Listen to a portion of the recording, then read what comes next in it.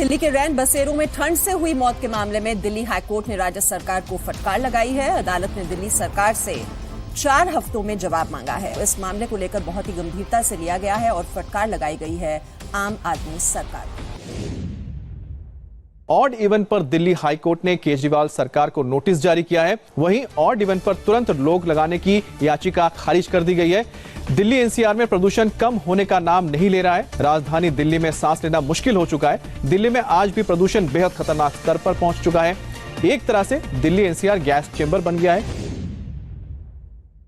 Delhi high court ने दिल्ली के हालात को लेकर केजरीवाल सरकार को फटकार लगाते हुए कहा कि आपको सिस्टम में गड़बड़ी नजर आती है, आपकी कार्रवाई सिर्फ कागजी दिखती है। अगर दिल्ली सरकार से हालात नहीं संभल रहे तो क्यों न ये जिम्मेदारी केंद्र को दे दी जाए। ऑक्सीजन को लेकर दिल्ली की केजरीवाल सरकार घिर गई है। सुप्रीम कोर्ट की ऑडिट टीम की रिपोर्ट में केजरीवाल सरकार पर अनाप शनाप ऑक्सीजन मांगने का आरोप लगा है।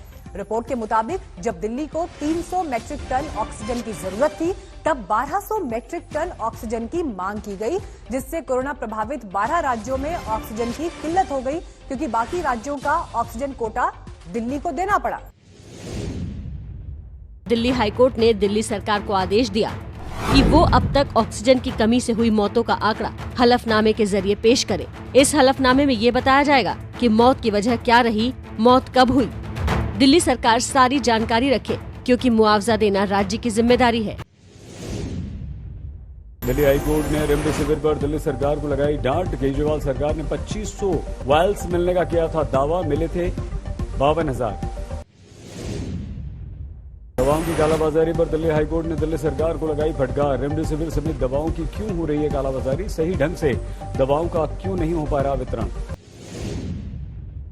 सुप्रीम कोर्ट ने कोविड-19 रोगियों के उपचार में जिस तरह की कमी इस वक्त देखने को मिल रही है और अस्पतालों में हाल बेहाल है, उसे लेकर दिल्ली सरकार को फटकार लगाई है। कहा है कि शवों के साथ गरिमापूर्ण व्यवहार नहीं हो रहा, शव कूड़े में फेंके जा रहे हैं, लोगों से जानवरों से भी बदतर सलूक हो रहा है।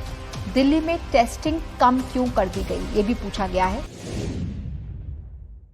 अगर दिल्ली सरकार एडवर्टीजमेंट पर पैसा खर्च कर सकती है तो नगर निगम को वो पैसा क्यों नहीं दे सकती, जो कि नगर निगम लगातार मांग रहा है अपने कर्मचारियों को सैलरी और पेंशन देने के लिए। ये टिप्पणी की है दिल्ली हाई कोर्ट ने। दिल्ली हरियाणा जल विवाद पर यह बड़ी खबर। सुप्रीम कोर्ट ने दिल्ली सरकार को फटकार लगाई है।